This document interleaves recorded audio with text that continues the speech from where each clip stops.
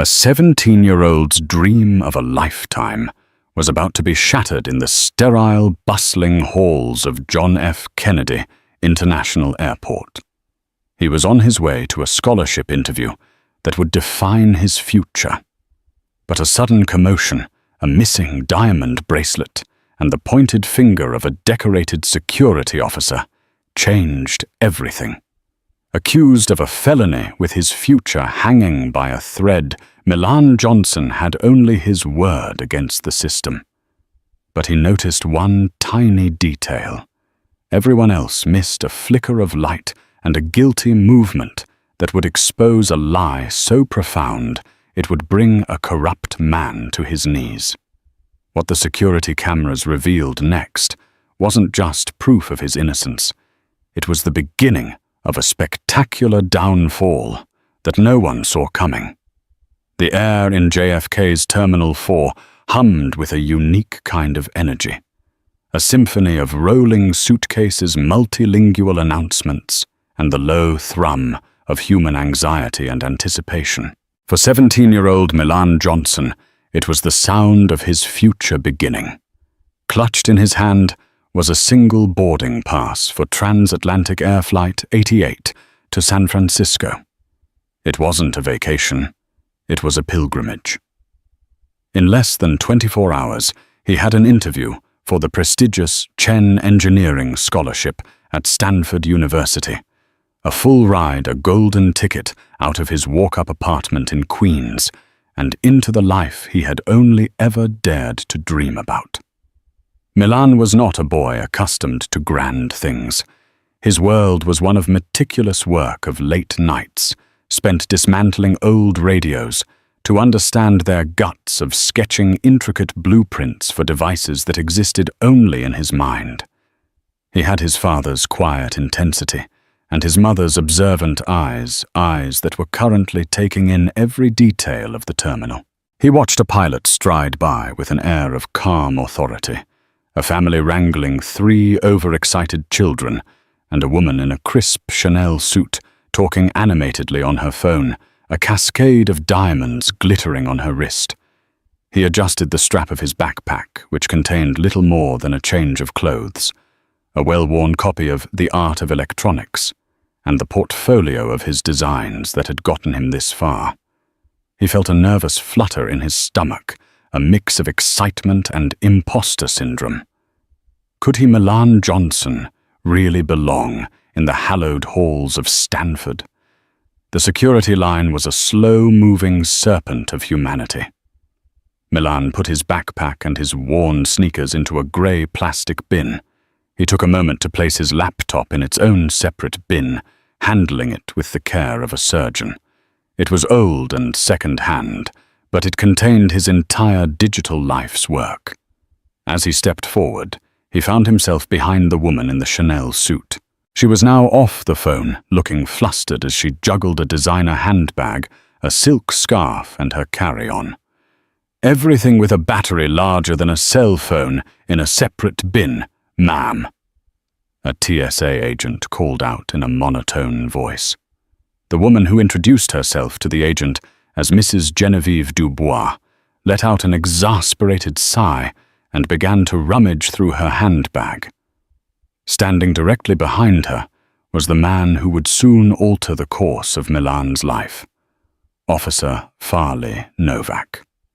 Novak was a man built of solid, blocky lines, a square jaw, broad shoulders, and a chest that strained against the fabric of his dark blue uniform.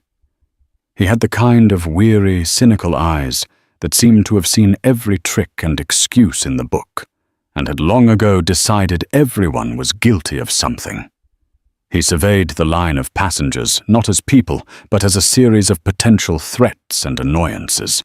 His gaze lingered on Milan for a fraction of a second longer than anyone else, a flicker of something cold and dismissive in his eyes before moving on. "Come on, people, let's keep it moving. This isn't a fashion show." Novak grumbled, his voice a low gravel that cut through the terminal's hum. Mrs. Dubois, flustered by his comment, hastily pulled out a tablet and a large power bank, placing them in a bin. In her haste, her hand caught the edge of her handbag and it tipped over. A tube of lipstick, a compact and a small leather key holder skittered across the floor. "Oh, for heaven's sake," she muttered, bending down to retrieve her things. Milan, without a second thought, knelt to help her, picking up the lipstick. "Here you go, ma'am." "Thank you, young man," she said, offering him a brief, distracted smile. Officer Novak stepped forward, his heavy boots making a firm, authoritative sound on the linoleum floor. "Let's clear the area. Move it along," he said, nudging one of her items with the toe of his boot. He made a show of helping her collect the last of her things, his large frame momentarily shielding her from Milan's view as he guided her toward the conveyor belt. Milan straightened up, pushed his own bins onto the belt, and walked through the metal detector. It beeped. Of course it did. He'd forgotten the cheap watch his dad had given him for his birthday. He took it off, placed it in the small bowl, and walked through again, this time successfully. On the other side, a scene of minor chaos was unfolding. Mrs. Dubois was frantically patting her wrists, her face a mask of growing panic. "My bracelet," she said, her voice rising in pitch. "My diamond bracelet. It's gone." Immediately the atmosphere shifted. The low hum of the terminal was replaced by a tense silence in their immediate vicinity. All eyes turned to the distressed woman. "It was a Cartier," she exclaimed, her voice trembling. "A gift from my late husband. It was right here. I felt it just a moment ago."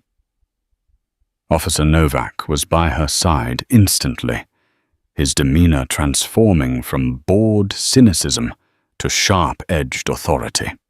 "Nobody move," he commanded, his voice booming. "This is a secured area. Nothing leaves this checkpoint."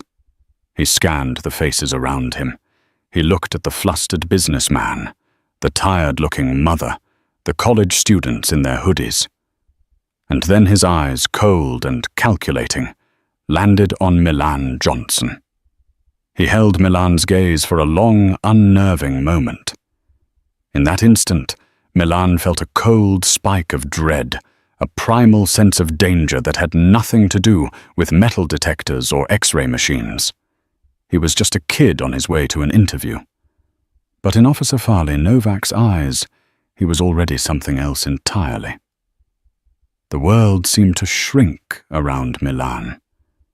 The ambient noise of the airport fading into a muffled roar.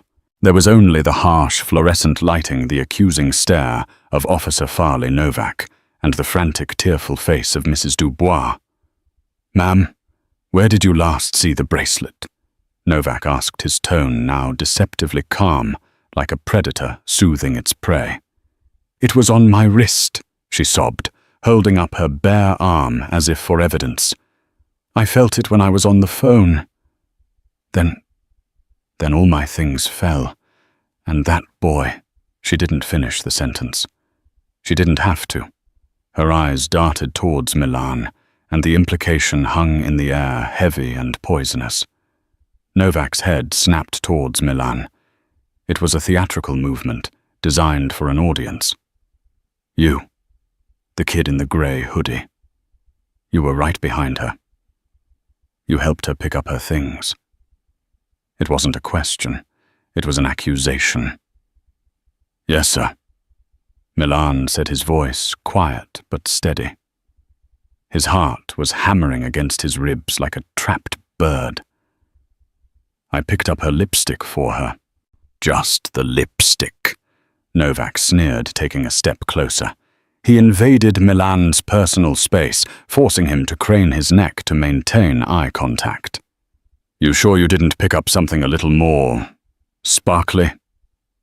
A collective gasp went through the small crowd of onlookers who were now rubbernecking with undisguised curiosity. Milan could feel their eyes on him, stripping him down, judging him. In a matter of seconds, he had been transformed from an anonymous traveler into a spectacle, a criminal. "No, sir. I just helped her. That's all." Milan insisted, his hands starting to feel clammy. He tried to keep his voice even, remembering his father's advice. Always be respectful, son, but never let them see you crumble. Empty your pockets, Novak commanded. Now! Humiliation washed over Milan in a hot wave. This was wrong. He hadn't done anything. But to refuse would only make him look guiltier. Slowly, deliberately, he pulled out the contents of his pockets, his wallet containing $34, and a worn picture of his parents, his phone, a set of keys, and a crumpled tissue. He placed them in an empty grey bin. Novak poked through the meagre items with a pen, his lip curled in a contemptuous sneer. Nothing. Convenient. He then turned his attention to Milan's backpack, which had just emerged from the X-ray machine. I'll be searching this. He unzipped the main compartment and dumped its contents onto the stainless steel counter with a clatter. Milan's portfolio, his textbook, and his clothes spilled out in a messy pile. Novak rummaged through them with rough, uncaring hands, flipping through the pages of Milan's designs, smudging a detailed schematic with his thumb. A knot of anger tightened in Milan's stomach, but he bit his tongue, knowing any protest would be twisted against him. At the nearby transatlantic air gate B-24, the gate agent Sarah Jenkins watched the scene unfold with growing unease. Sarah was in her late 40s, with a no-nonsense demeanor honed by 2 decades of dealing with everything from lost passports to medical emergencies. She had a keen eye for human behavior, and something about the officer's laser-focused attention on the teenager felt off. She had seen Novak before. He had a reputation among the airline staff for being a bully, a man who clearly enjoyed the power his uniform gave him. She watched him manhandle the boy's belongings and saw the teenager flinch. It wasn't the flinch of guilt. It was the flinch of someone being violated. Back at the checkpoint, Novak finished his search of the backpack, having found nothing. But he was undeterred. The absence of evidence seemed only to fuel his conviction. A smart thief wouldn't keep it on him, Novak declared loudly to his fellow TSA agents, making sure Mrs. Dubois could hear. He probably passed it off or ditched it in a trash can. He turned back to Milan, his eyes glittering with triumph. But you were the one there. You had the opportunity. You fit the profile. Fit the profile. The words hit Milan like a punch to the gut. He knew exactly what that meant. He was a young black man in a hoodie in a place where he was an exception. In Novak's eyes, his very existence was probable cause. Sir, I have a scholarship interview in San Francisco. My flight is in 45 minutes. Milan pleaded, his voice cracking slightly despite his best efforts. I didn't do this. I promise you. Your flight is the least of your worries right now, son. Novak said the word son, dripping with condescension. He looked at Mrs. Dubois, whose initial panic had now hardened into certainty fueled by Novak's performance. He was so close to me, she said, nodding. It must have been him. Officer, please, you have to find it. We will, ma'am, Novak assured her. He then looked at his partner, a younger agent named Peterson, who looked deeply uncomfortable. Peterson, take the kid to interrogation room 2. I'll notify Port Authority Police. We're going to get to the bottom of this. Farley, are you sure? Peterson murmured, glancing at Milan's pale, terrified face. We haven't checked the cameras or anything. I am sure, Novak snapped his authority, absolute. He was in the perfect position. It's an open and shut case of opportunism. Now do as I say. As Peterson hesitantly motioned for Milan to follow him, Milan felt his future slipping away, like sand through his fingers. The gate for Flight 88, was just 100 feet away, a gateway to a different Saturn life. Now it might as well have been on another planet. He was being led in the opposite direction, down a sterile white corridor under the suspicious glares of strangers. His dream was dissolving into a nightmare, all because of a lie born in the cold, cynical eyes of Officer Farley Novak. And as he walked, he couldn't shake the feeling that this wasn't just a mistake. It was a setup. Interrogation Room 2 was a small, windowless box designed to make people feel insignificant. The walls were a dull, institutional beige. The air was stale, with the faint scent of disinfectant, and the only furniture was a small metal table and 3 hard plastic chairs bolted to the floor. The room was cold, and a constant low hum from the ventilation system seemed to amplify the silence. For Milan, it felt like a kitouge. He sat in one of the chairs, his hands resting on the cold table. Agent Peterson stood awkwardly by the door, refusing to meet his eyes. Milan's mind was racing, replaying the last 10 minutes over and over again. The spilled handbag, the glint of diamonds, Novak's immediate, unshakable certainty. It didn't make sense. It was too fast, too clean. The door opened and Officer Novak strode in, followed by a woman in the crisp uniform of the Port Authority Police Department. She had captain's bars on her collar and a name tag that read Rostova. Captain Eva Rostova was a woman in her 50s, with sharp, intelligent eyes and an air of professional calm. She assessed Milan with a neutral, unreadable expression. "This is him, Captain," Novak said, his voice filled with a self-satisfied importance. "Milan Johnson. Caught him right at the checkpoint. The victim, Genevieve Dubois, is positive he was the one close enough to snatch her bracelet during a distraction."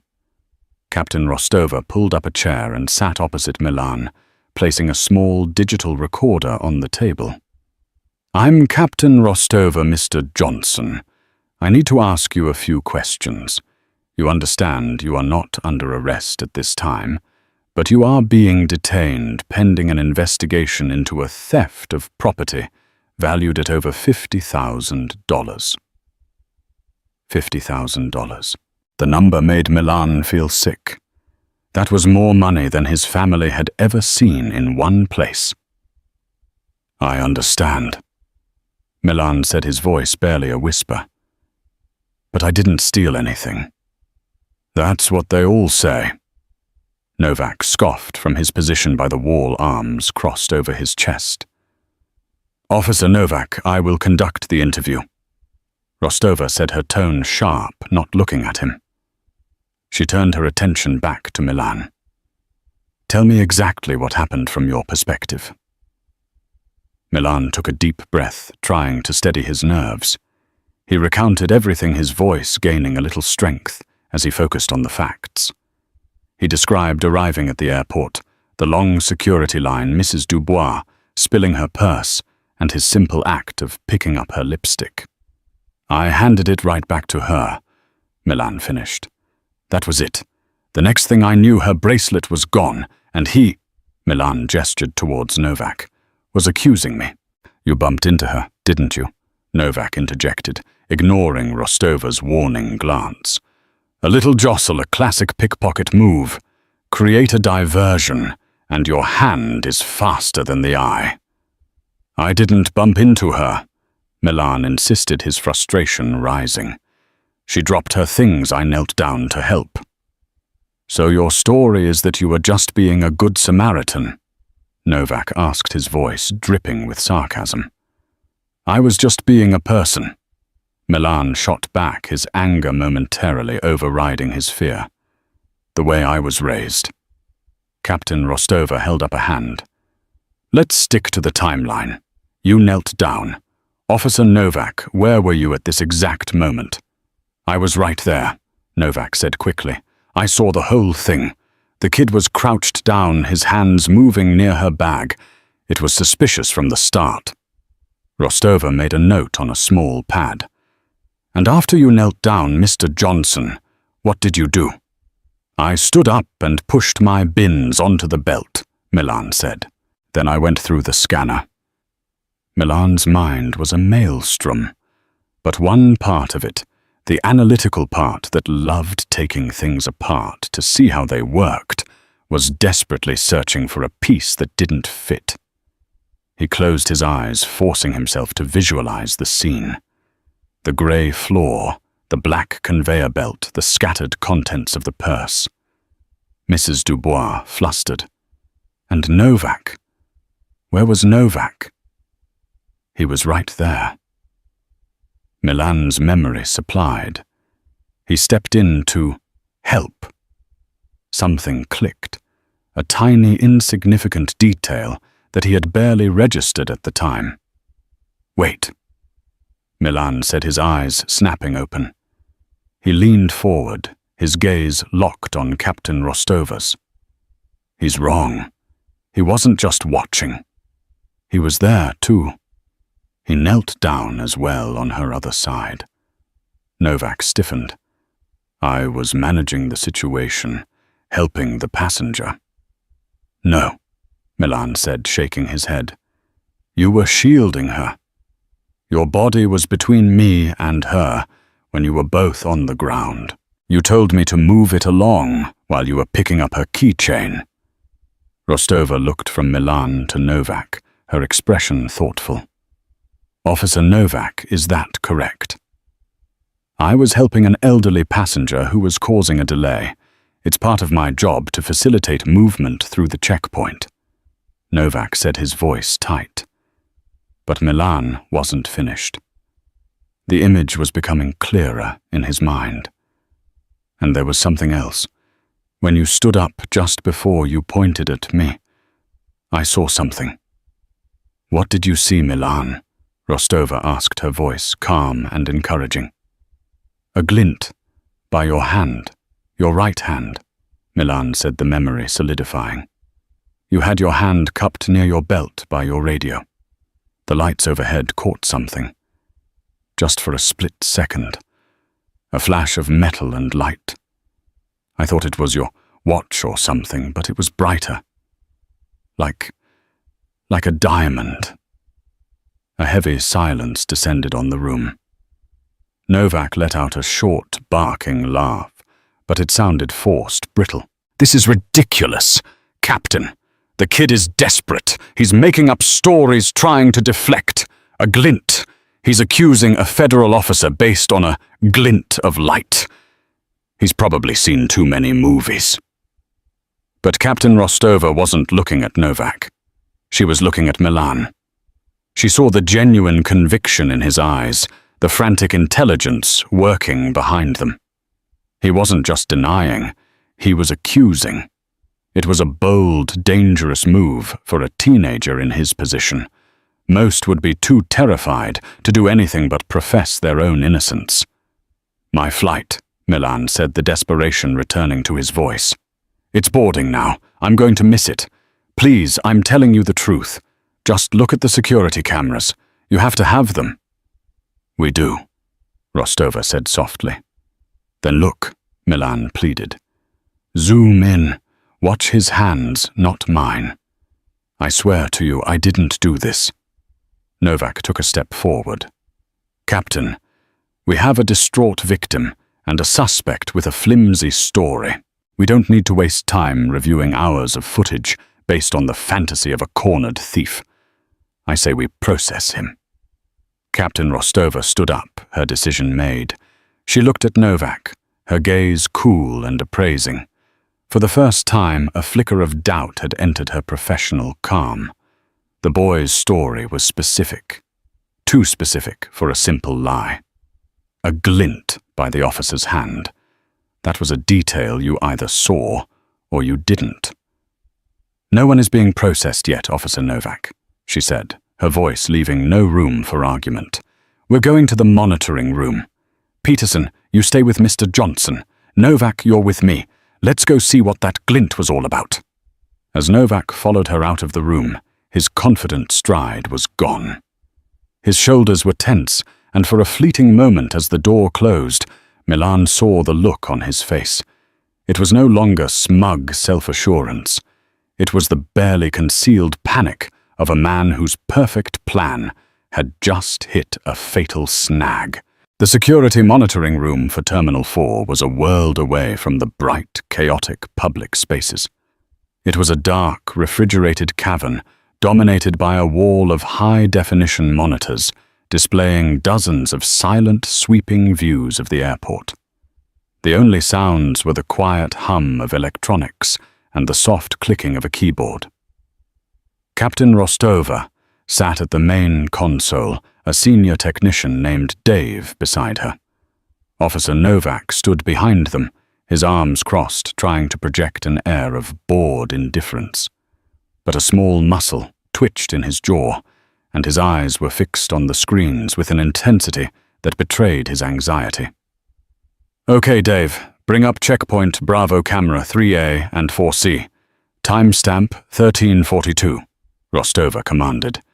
Two large screens at the center of the wall flickered to life, showing the security checkpoint from different angles. Camera 3A was a wide shot from above, showing the flow of people. Camera 4C was a tighter side-angle view. The footage was crystal clear. They watched the scene unfold in silence. There was Mrs. Dubois on her phone. There was Milan standing patiently behind her. And there was Officer Novak looming in the background.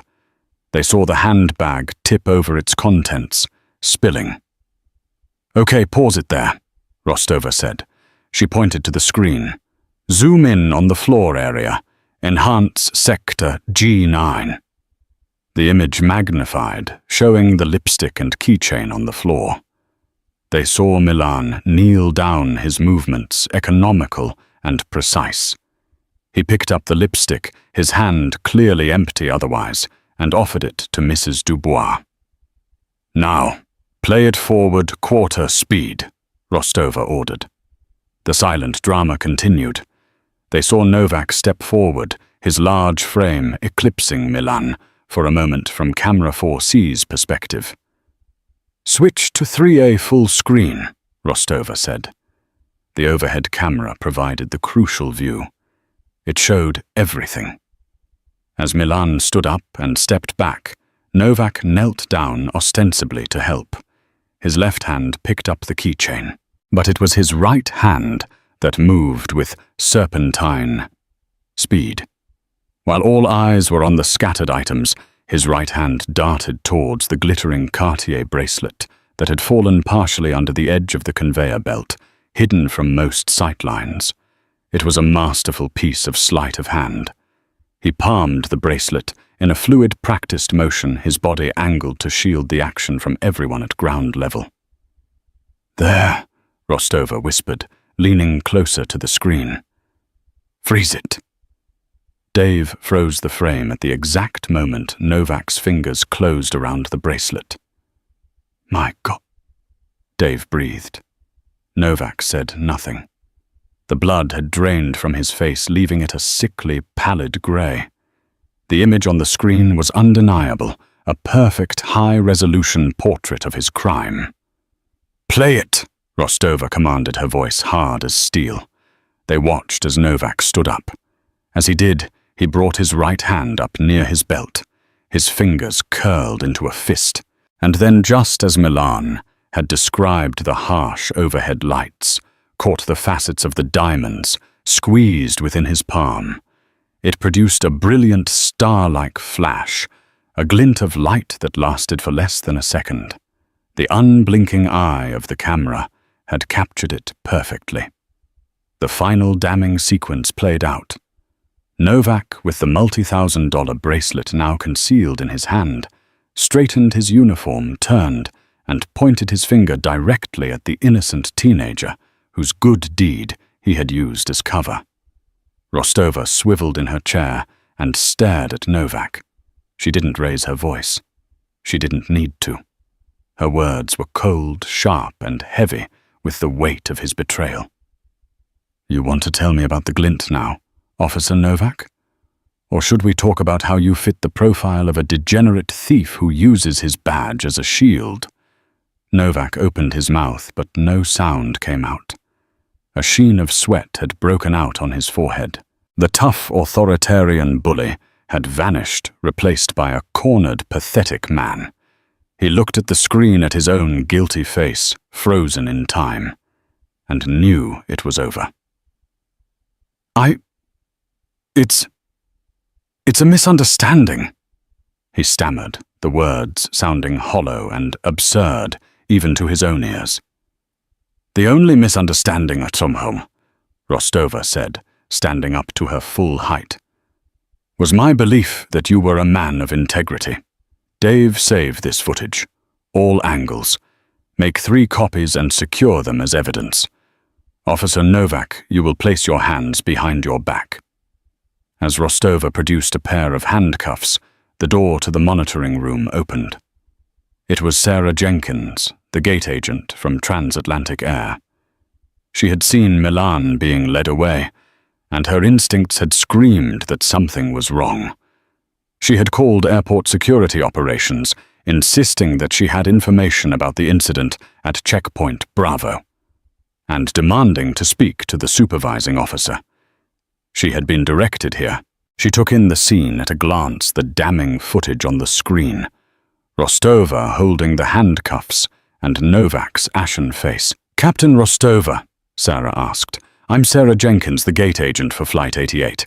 I came because that officer Novak, I saw him, just after the commotion started. He was watching that boy with a strange kind of intensity before anything even happened. It was predatory. It wasn't right. And I'm willing to give a formal statement to that effect." Her words were the final nail in the coffin. It wasn't just the video evidence now. It was a credible witness testifying to his suspicious behavior before the accusation was even made. It spoke to premeditation.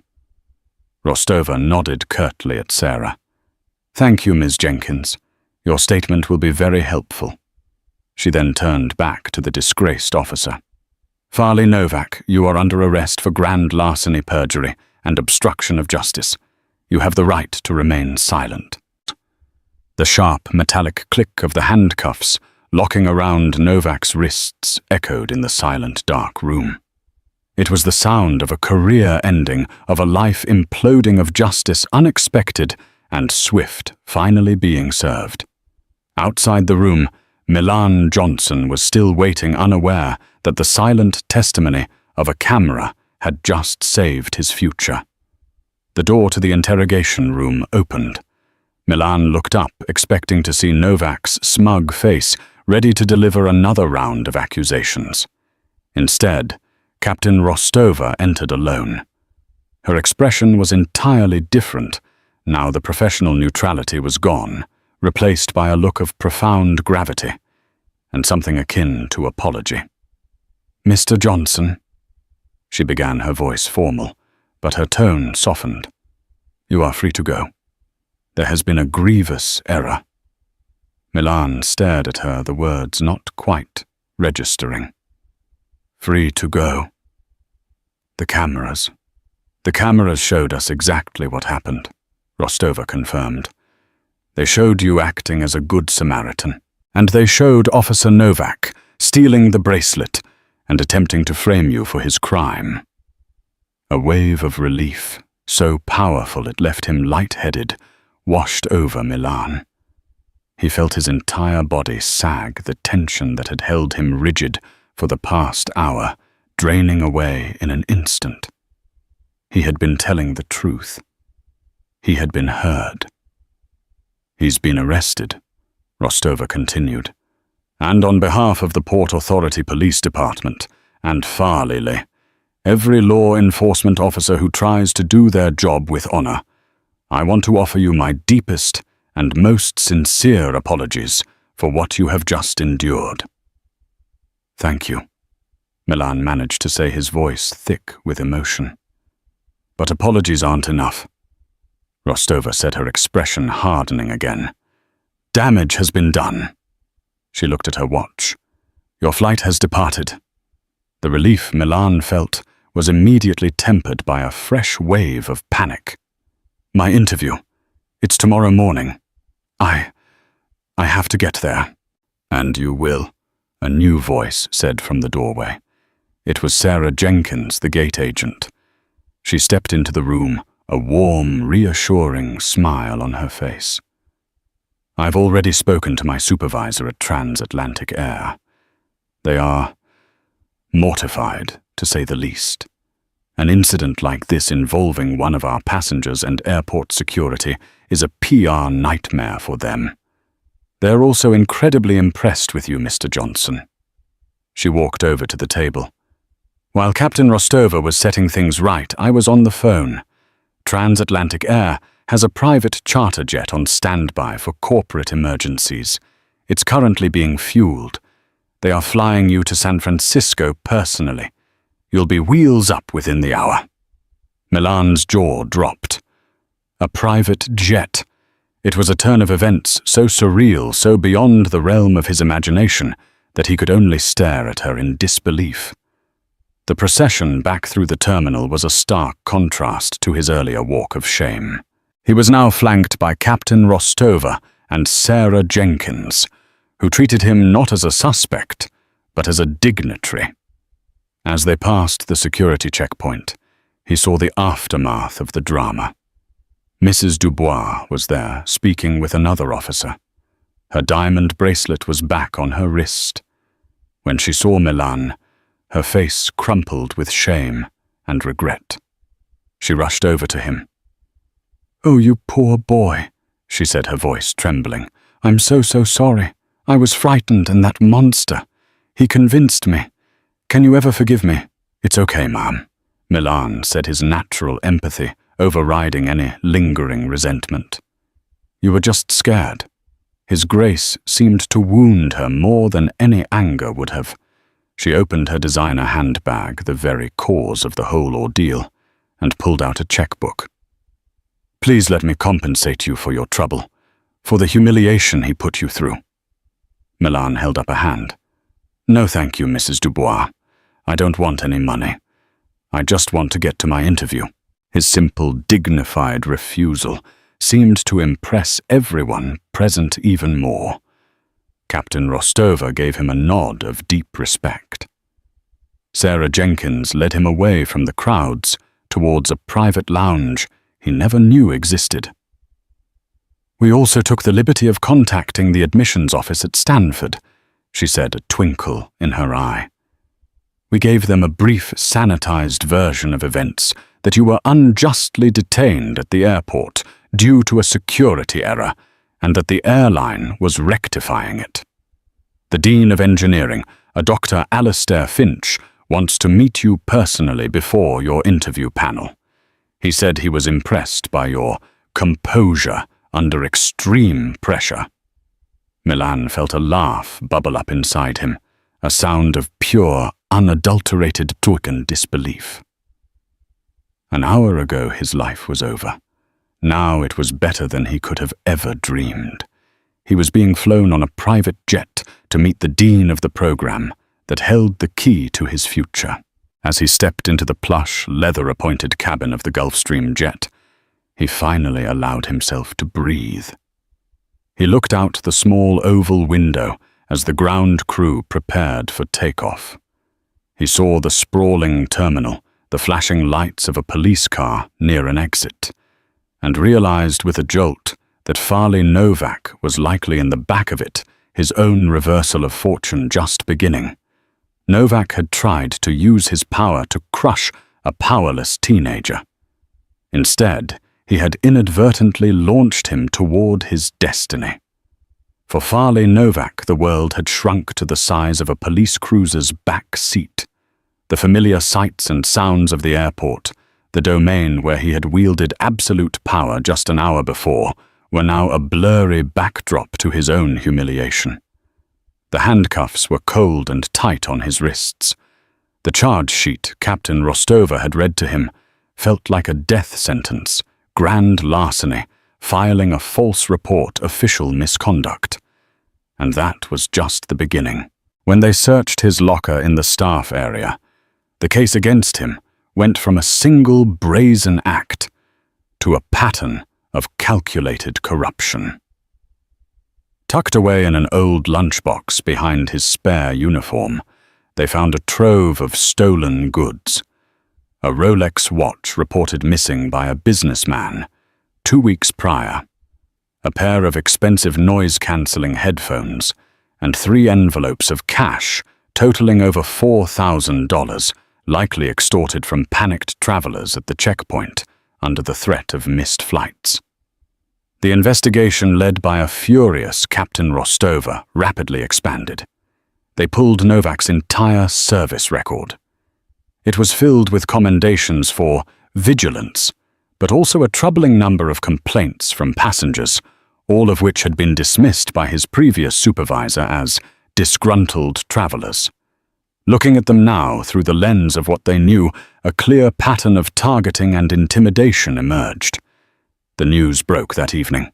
A local TV news van, tipped off by an airport employee who had witnessed the commotion, was waiting outside the Port Authority precinct. The story was irresistible. Decorated JFK security officer, accused of masterminding theft ring framing innocent teen. Novak's perp wore his face grim and his eyes downcast as he was led in handcuffs from the car to the station, was the lead story on the 10 o'clock news. The consequences cascaded. The airport authority issued a public statement expressing their outrage and launching a full-scale internal investigation into the security checkpoint's procedures and personnel. Novak's union, which would normally mount a vigorous defense, reviewed the video evidence and quietly distanced themselves, offering only the most basic legal aid. His name was now poison. His wife, a quiet woman who worked as a school librarian, saw his face on the news and collapsed. When investigators came to their modest home in Howard Beach, a search warrant in hand, they found bank statements that told a story of crushing debt. Online gambling sites, Cone Sharks, a life lived far beyond the means of a public servant. The thefts weren't just about greed, they were about desperation. Novak was a man drowning, and instead of asking for help, he had chosen to pull others down with him. The story went national. Milan Johnson's name, initially withheld because he was a minor, was eventually released with his parents' permission. He was no longer the anonymous teen, but a face and a name attached to a story of incredible injustice and resilience. Donations to a college fund, set up by his family, poured in. He became an unwilling symbol. Meanwhile, in San Francisco, Milan was living a different reality. He aced his interview. He spoke about his designs with a passion and clarity that impressed the panel. When Dean Finch met with him, he didn't just ask about schematics. He asked about the airport. "The airline told us you were calm under pressure." Dean Finch said, his eyes studying Milan intently. "Tell me what was going through your mind when you were being accused." Milan thought for a moment. "Honestly, sir, I was terrified. But my dad always taught me that when things fall apart, you have to look for the one piece that doesn't make sense. I knew I didn't take it, so someone else had to. I just started looking for the piece that was out of place." The answer, so simple and yet so profound, sealed the deal. It was the answer of an engineer, a problem solver. He wasn't just offered the Chen Scholarship. He was welcomed into the Stanford family with open arms. The hard karma for Farley Novak continued its brutal, relentless descent. More victims came forward after seeing his face on the news. People who had lost valuables at his checkpoint and had been too intimidated or rushed to file a proper report. The single charge of grand larceny blossomed into a multi-count indictment. The man who had judged thousands of travelers based on a glance was now facing a mountain of evidence that judged him for who he truly was, a common thief hiding behind a badge. His lie had not just been exposed, it had been atomized, and in its place was a truth so ugly it would cost him his freedom, his family, and his future. 6 months later, the sterile chill of the airport interrogation room was a distant, almost surreal memory for Milan Johnson. His world was now the sun-drenched campus of Stanford University, a place that smelled of eucalyptus after a light rain of old paper, in the hushed grandeur of the library, and of the metallic tang of hot solder in the engineering lab. The oppressive beige walls of his brief confinement had been replaced by sprawling green lawns and sandstone arches that glowed gold in the late afternoon light. He belonged here. Every challenging lecture, every complex problem, set every late-night collaboration with his brilliant new friends confirmed it. The incident at JFK had not left him unscathed, but it had not broken him. Instead, it had become a strange kind of lodestar in his memory. In moments of self-doubt, when the academic pressure felt immense, he would remember that cold, windowless room. He would remember the feeling of his future crumbling and the quiet, fierce resolve that had risen from the depths of his fear.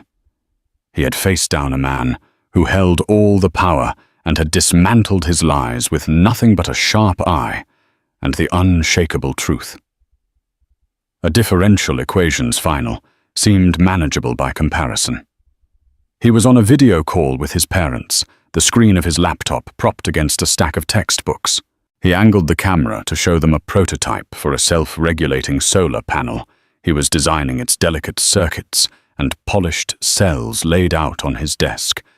His father, a man of few words but deep feelings, leaned into the camera, his face a mask of awe and pride. "Look at that Maria," he said to Milan's mother, who was beaming beside him.